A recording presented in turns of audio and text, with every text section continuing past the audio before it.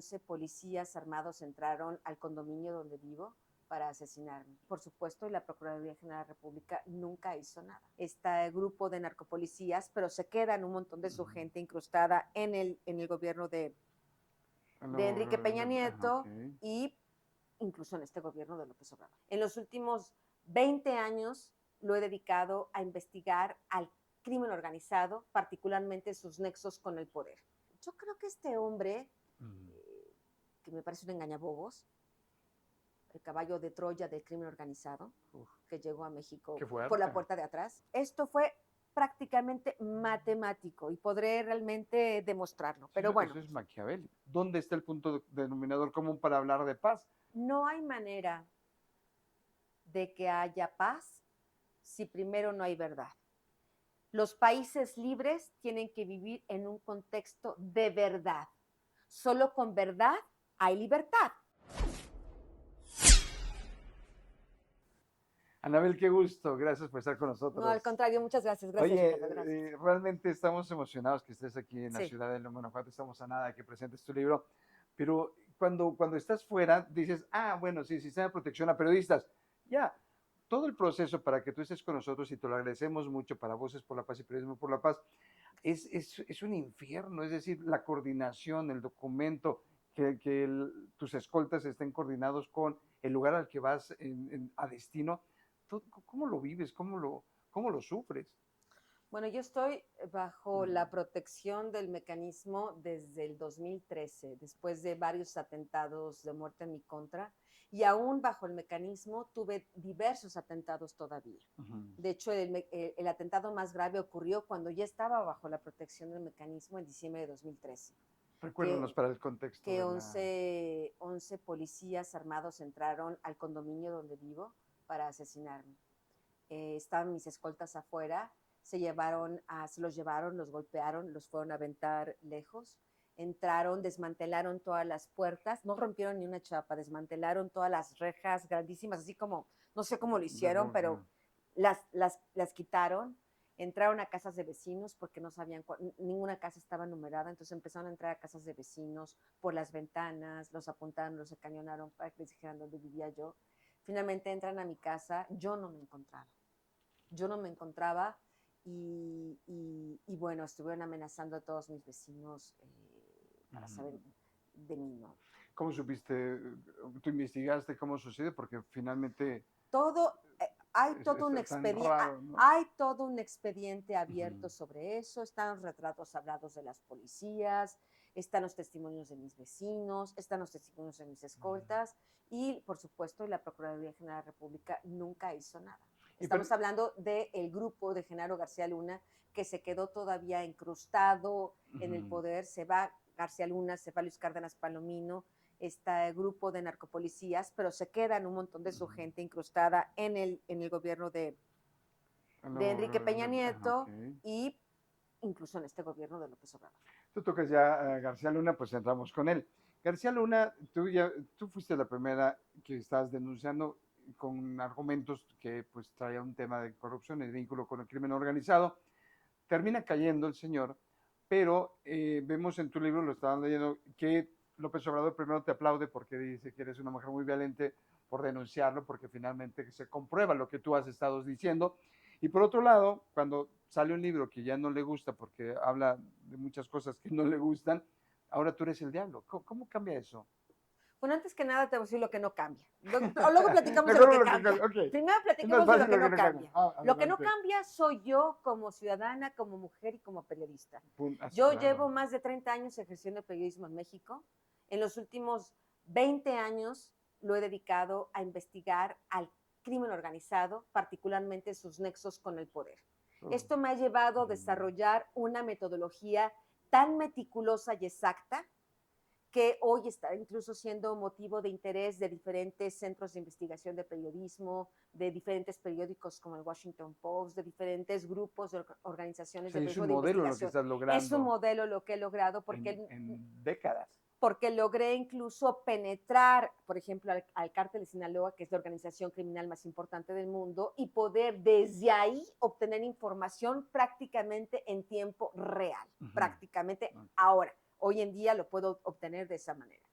Lo que pude descubrir en el caso de Genaro García Luna es que él, cuando estaba de secretario de Seguridad Pública Federal, era un empleado del cártel de Sinaloa. Trabajaba para el cártel de Sinaloa, traficaba el mismo droga para el cártel de Sinaloa, recibía millones de dólares del cártel de Sinaloa a sabiendas del presidente Felipe Calderón.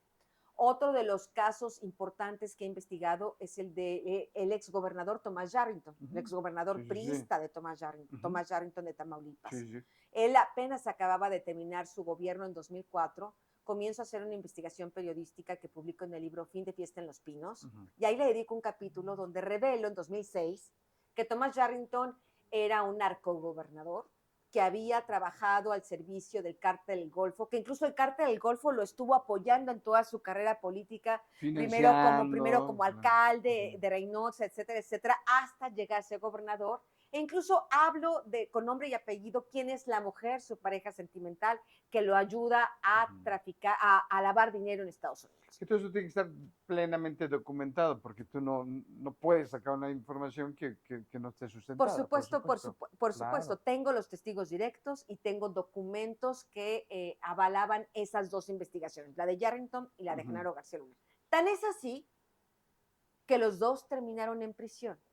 ¿Sí? Tomás Yarrington y Genaro García Luna. Por desgracia no en México, porque en México la impunidad es del 99%. Terminaron en cárceles en Estados Unidos justamente acusados por delitos que yo había revelado varios años antes. Y sorpresa, García Luna, ¿en dónde fue sentenciado? Pues acaba de ser, el año pasado fue declarado culpable en una corte de Nueva York, y Tomás Yarrington fue declarado culpable, si no me equivoco, en el 2017, ahí también en una corte de Texas. Tú llevas ese hilo conductor. Bueno, te entraré al tema Entonces, para no perder el hilo conductor. Digamos que eso es lo que yo soy como periodista, estos son mis resultados. Yo fui la periodista que también descubrió el tema de la participación del Ejército, de la Policía Federal en el ataque y después desaparición de los normalistas. Una cosa que después varios jueces confirmaron, e incluso la propia Comisión de la Verdad del caso Ayotzinapa, creada por López Obrador, el propio Alejandro Encinas, llegó a las mismas conclusiones. ¿Por qué? Después de años y después de dar vueltas. ¿Porque tengo una bola de cristal? No, porque tengo una metodología absolutamente sólida. Tengo una metodología de la que de verdad me siento muy orgullosa y que me ha permitido destapar estas verdades. ¿Por qué una metodología que López Obrador aplaudía. Él es el que cambió. Sí, lo Él leía. cambió. Él sí cambió. Textualmente lo citas, lo que dijo en una mañanera de ti, de oye, que eres una periodista heroica, que eres una gran investigadora. En 2019 y 2020 él estuvo... No sabía de que se estaba cocinando esto. Yo creo que, deja tú eso, no sabía. Yo creo que este hombre, que me parece un engañabobos, el caballo de Troya del crimen organizado, que llegó a México por la puerta de atrás, ¿no? Con engaños.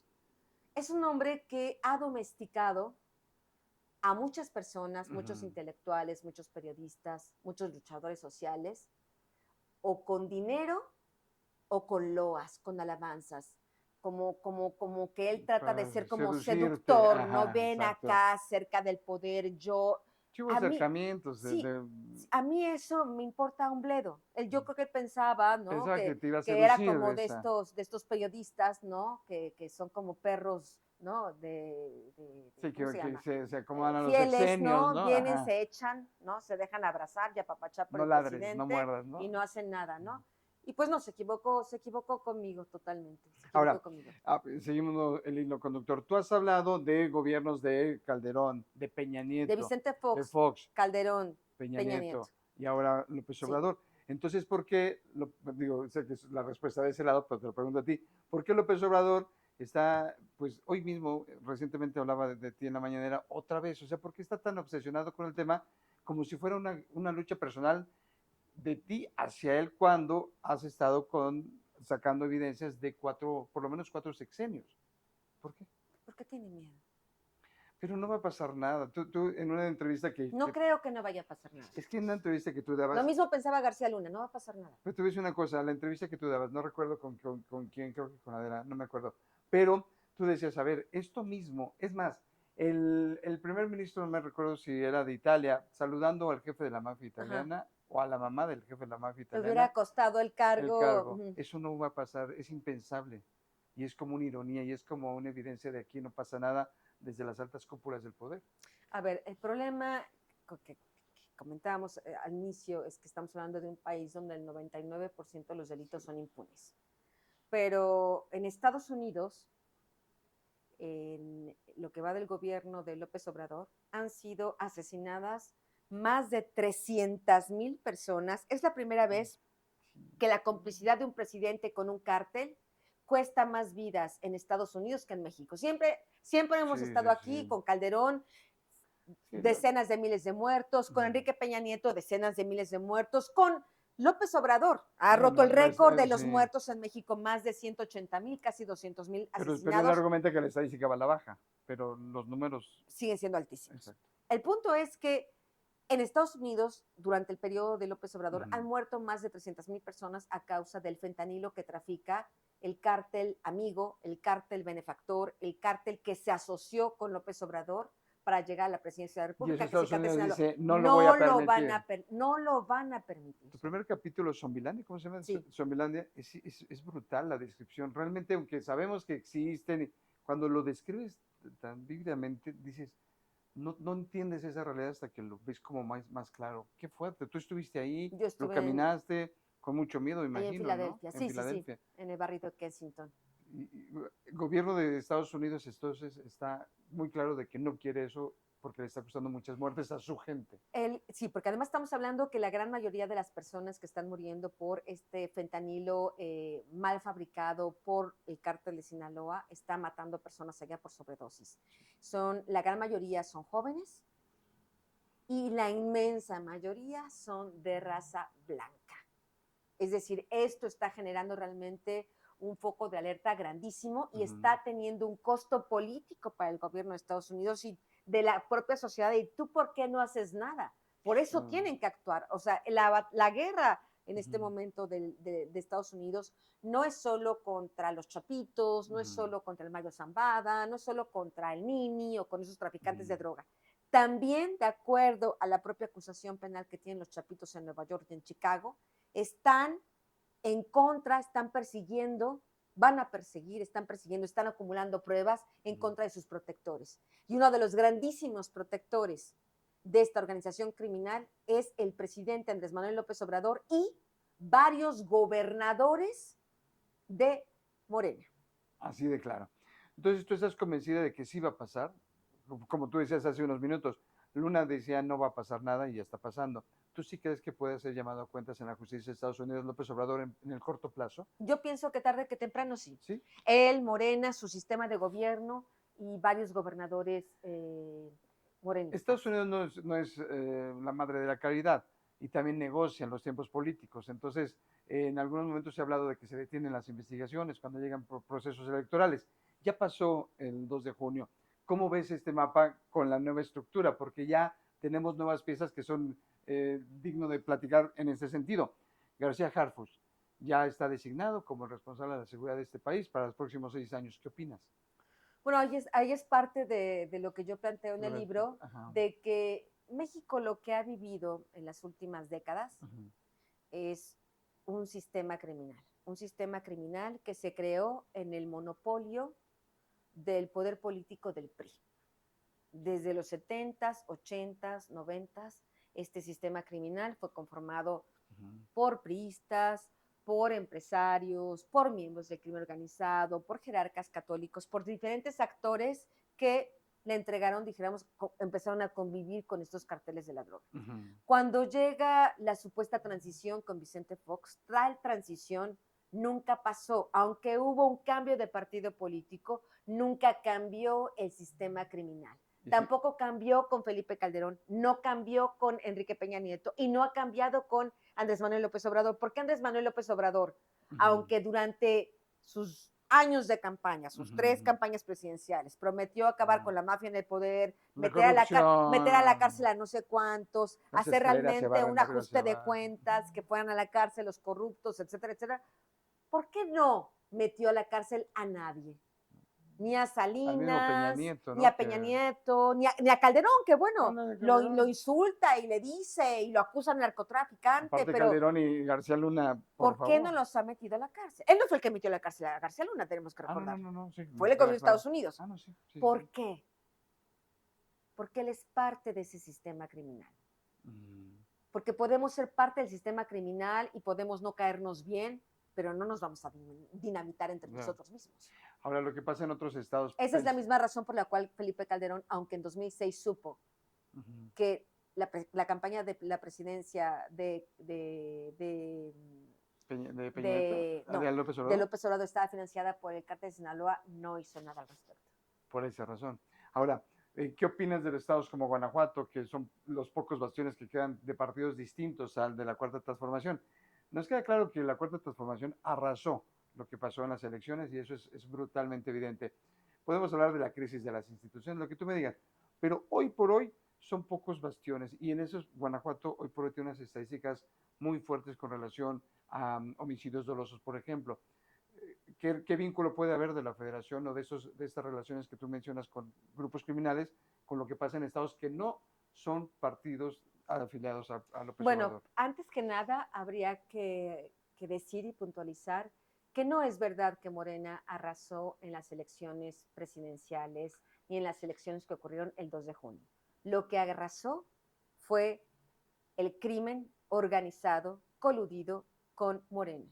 Yo estoy haciendo una investigación que podrá probar esto, espero que no pase mucho tiempo. Para poder probar esto tomará tiempo, estoy viendo diferentes casos ejemplares, estoy comenzando a tener fotografías. No me refiero solo de la violencia preelectoral, me refiero a operaciones del crimen organizado ese 2 de junio o el 1 de junio y los últimos días de junio, cuando empieza realmente la maquinaria electoral de Morena, del gobierno, con la ayuda del crimen organizado. Pues es mucho más complejo que decir hechos aislados de que asesinaron a este candidato. Esto fue prácticamente matemático y podré realmente demostrarlo. Pero bueno, eso es maquiavélico. Y es importante entenderlo porque así la gente necesita entender qué fue lo que pasó. Cuando uno habla, Morena arrasó, tampoco es cierto que son una mayoría. ¿Por qué, es el juego de las percepciones? ¿Por qué no es una mayoría? Número uno, en el país no votó el 100% del electorado. En el país votó solamente el 60%, poquito más del 60%. 6 de cada 10. Sí. Ajá. De ese 60%, Morena por sí mismo ganó ¿cuánto? El 60, muchísimo. El 60%, sí, el 60% de los votos, ¿no? Y el 40%, dijéramos, sumada la oposición. Ajá. Si lo sumas, que entendemos de oposición. Si sumas ese 40% con todo ese otro 40% que no votó, tienes un bloque mayoritario que no es Morena. Están los que se abstuvieron y están los que votaron por la oposición. Morena no es mayoría. Que no nos quiera decir el presidente que todo México es morenista y que toda la gente lo avala su gobierno. Eso es falso. De haber sido así, la votación hubiera sido, el número de votantes hubiera sido todavía mayor. Y entonces sí, si tú me dices, del 100% del padrón electoral votó el 60% por Morena, ahí te digo, son la mayoría. Exactamente. Eso no sucedió. Entonces comencemos a poner las cosas sobre la mesa, porque entonces es ahí donde gobiernos de oposición tienen un papel importante que hacer. Pero gana casi mayoría absoluta para las dos cámaras, es decir... Tramposamente también. Pero ya están a nada de tomar todas las decisiones. Ve lo que pasó en El Salvador, ya pueden reelegir al presidente, pueden hacer lo que se les pegue la gana. Pero es aquí donde también depende, con un montón de trampas y una representación tramposa, ilegal y anticonstitucional. Es ahí donde el discurso presidencial llega. Ellos y Claudia y todos ellos quieren decir, nosotros llegamos y aplastamos. No hay sobrevivientes. Los sobrevivientes se rinden y se hincan ante nuestros pies. Eso no es verdad. Ellos ni arrasaron, ni son la mayoría, ni aplastaron. Pareciera que sí. Quieren hacer creer que sí. Pero en los hechos, la gente votó por una Cámara, por un Congreso mucho más balanceado. Son ellos que a través de trampas constitucionales quieren cambiar esos contrapesos. La realidad es que en México hay gente que está a favor de la cuarta transformación y hay gente que no está a favor. El presidente gobierna para todos, pero con estos discursos de polarizaciones tampoco abona nada. ¿Estás de acuerdo? Absolutamente, lo que quiere hacer un poco es decir, este pastel es mío Sí. y solo digo yo cómo se reparte. Ujú. Es ahí Que donde lo ha tienen, hecho. es ahí donde tiene que haber las voces ciudadanas independientes, los ciudadanos que digan, a ver, no, espérate, no estamos todos contigo, no, y aunque estemos contigo, habrá quienes estén Pero realmente esa a favor de diferencia, ellos. claro. Una cosa es estar a favor del presidente, otra cosa es simpatizar con él y con sus discursos, o qué sé yo, con sus programas sociales probablemente, y otra cosa es avalar la violación a la Constitución, avalar pactos con el crimen organizado, normalizar la violencia. Y es ahí donde yo creo que todavía nos falta mucha historia por ver, donde no forzosamente Morena va a ser un triunfador. ¿Qué sexenio ves con todo este cambio de piezas que estamos planteando? ¿Qué sexenio ves? Yo creo que veo un sexenio ¿Nos que... asustamos más o No, decimos ahí esa luz del final del aquí hay camino? de dos sopas. O ellos realmente, la ciudadanía, los ciudadanos permitimos que este régimen narco-presidencial, ¿no? Narco-morena, llegue a imponerse y no se vayan, porque de acuerdo al cártel de Sinaloa y Morena, ellos se van a quedar al menos 20 años en el poder. Ese es su plan. El plan de ellos, lo que habla, de lo que se dice dentro del cártel es que el plan del presidente con el cártel de Sinaloa y Claudia Sheinbaum, el plan de ellos con Morena es de aquí a 20 años no se va. Sheinbaum, Harfuch, ¿no? Que ya lo querían plantear desde la Ciudad de México ahora. Sí. Entonces estamos hablando realmente de eso, que nos digan, esta historia es así y no hay nada que lo pueda cambiar. Y que los ciudadanos se metan debajo de la mesa a llorar y digan, bueno, pues ni modo. Y asustarnos. Porque ya nos conquistó el narcogobierno, ya no hay más que hacer. O tomar otra actitud de ciudadanos de, esto no va a pasar. No vamos a permitirte que pase, porque hay muchas maneras de hacer una resistencia ciudadana, claro. Pacífica, por supuesto, dentro del marco de la ley, y hay muchas maneras de hacerlo, y yo esperaría que eso, o sea, o somos esclavos del narcorrégimen, o somos ciudadanos que nos rebelamos de manera ordenada y pacífica en contra de ellos. Cuando aceptaste venir al encuentro de Voces y por la Paz y Periodismo, tú decías algo en tu mensaje que a mí me encantó porque nos hace sentido. A ver, es el momento más importante de llamar a la rendición de cuentas. El periodismo de investigación nos lleva a eso, pero volvemos a lo mismo. Yo también creo que hay esperanza de que esto funcione en el sentido de que tengamos la rendición de cuentas y llámese López Obrador o quien sea. Para allá tenemos que caminar. Ahora, cuando hacíamos la promoción de que tú venías, mucha gente comentó, a ver, o sea, ¿por qué si ella habla de crimen organizado, de delincuencia, etcétera, dónde está el punto denominador común para hablar de paz? Que pareciera una contradicción. Yo no lo veo así, pero ¿tú qué opinas al respecto? No hay manera de que haya paz si primero no hay verdad. Los países libres tienen que vivir en un contexto de verdad. Solo con verdad hay libertad. Porque si tú te dejas engañar con la propaganda gubernamental, estás tomando decisiones en base a mentira y entonces eres un esclavo de esa propaganda y de ese sistema. Solo con la verdad puede ser libre. Solo siendo libre puede haber democracia. Solo habiendo democracia puede haber justicia. Solo y únicamente habiendo justicia puede haber paz. Es la verdad con la paz, es absolutamente una relación simbiótica. No puede separar, no se puede vivir en paz y con la mentira. Por eso este país está incendiado, porque hemos vivido varios sexenios de mentiras. No puede existir la paz en medio de la mentira. Leyendo tu libro, yo me quedaba pensando, a ver, ¿en qué momento nos perdimos de la película? Te comento por qué. Porque resulta que ahora la periodista de investigación es la mala, es la que miente, etcétera. Muchos años, por ejemplo, los testigos protegidos, pues son gente que sale de un cártel, etcétera, que obviamente su credibilidad está hecha a pedazos, pero muchas veces son el sustento para lograr que avance un juicio o no.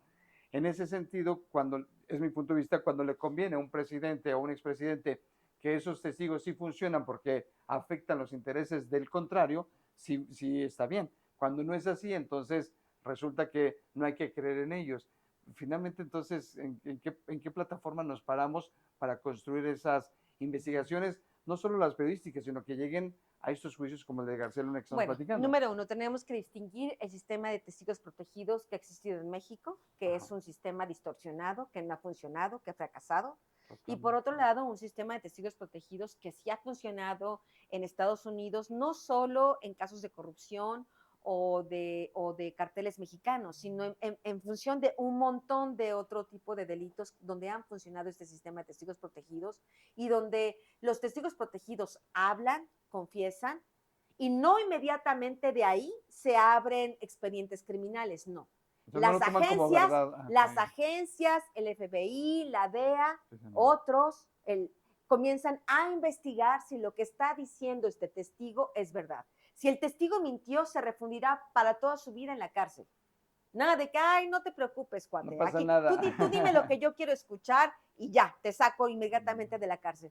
Eso no funciona así. Entonces, es un sistema muy rígido. ¿Qué es lo que pasó en el caso de García Luna? Estos narcotraficantes, integrantes del cártel de Sinaloa, fueron extraditados, allá hicieron acuerdos de cooperación, empezaron a cooperar, empezaron a hablar de García Luna, las agencias de Estados Unidos comienzan a comprobar a través de otras metodologías que eso que están diciendo es verdad y es ahí que le abren el caso criminal a García Luna. El problema de López Obrador es que se ha dado varios disparos en los pies. ¿Por qué? Porque cuando es detenido García Luna, lo celebra, lo festeja. Cuando es declarado culpable, aún más lo celebra.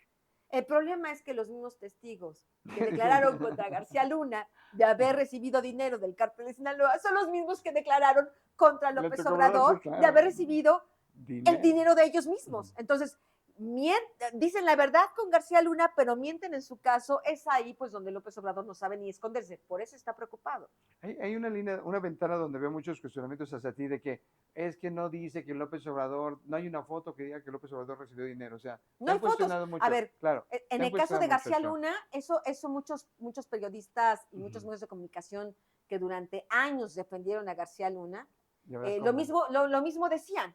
Es que ¿dónde están las fotos en el juicio? ¿Dónde están los videos? Eso no existe. Recuerda aquella llamada que mencionas en tu libro, que es una llamada que te dice, creo que fue el Minilico quien te dice que hubo una llamada, y el testigo es que dice que hubo una llamada, pero te preguntan, pero estuvo la llamada, hay grabaciones de la llamada, y tú dices, están los testigos que avalan que afirman que hubo esa llamada, ¿no? En el caso de García Luna, es ahí como se construye. Cómo fue García Luna a ir a recibir el dinero, hay una foto, hay un cheque, hay un depósito bancario, no. Está una serie de hechos y además, sobre todo, la propia conducta criminal de García Luna, que es la misma conducta criminal del presidente de la República. El presidente de la República libera a Ovidio. El presidente de la República va y legitima a la familia del Chapo Guzmán saludando a su madre. El presidente dice que los narcos son pueblo. El presidente ha declarado abrazos no balazos a los cárteles de la droga, ha protegido al cártel de Sinaloa, ha negado durante 5 años que en México se produce fentanilo. ¿Por qué? Porque son sus socios del cártel de Sinaloa quien lo producen. Entonces, no solo son los testigos, no solo es la reconstrucción de hechos, sino es su propia conducta criminal, que así como las violaciones a la ley electoral, las violó ante nuestros propios ojos. Y en su realidad no existe. Y todavía sigue preguntándose dónde están las pruebas, señor. O sea, millones de personas que vieron las mañaneras, las vieron las pruebas, lo escucharon a usted. Y él dice que no existe. Tan contundente es esto, como es contundente que él de propia mano recibió dinero de Sergio Villarreal Barragán, alias El Gato. Cuando platicabas con el Minilic, y lo cuentas en tu libro, es sorprendente porque pues él prácticamente desnuda muchas relaciones y muchos temas ya más vinculados con la vida íntima de la familia y de la compleja estructura familiar del Chapo Guzmán, sí. ¿No? Qué complicado. Te queremos agradecer, podemos platicar 10 horas de esto, tenemos una conferencia en puerta, te agradecemos que estés con nosotros. Al contrario. Y pues me gustaría que nos dieras un mensaje de paz, como ya nos dabas ahorita, dibujabas un poco la estructura de cómo piensas la paz y coincido contigo, sin verdad no hay paz, así de claro. ¿Cómo vives con esta tensión? Porque siempre estás amenazada de muerte, eres muy valiente, te lo reconocemos, pero no has bajado tu intensidad en ese sentido y te vemos muy entera. ¿Cómo lo haces? ¿Cómo lo logras?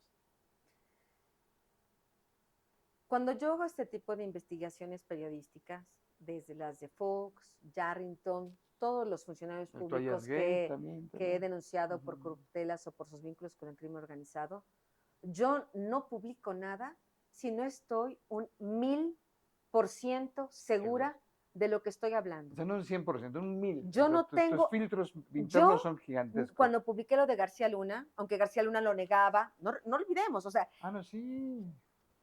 ¿Andrés Manuel López Obrador es el primer narcopresidente en negar sus vínculos? No.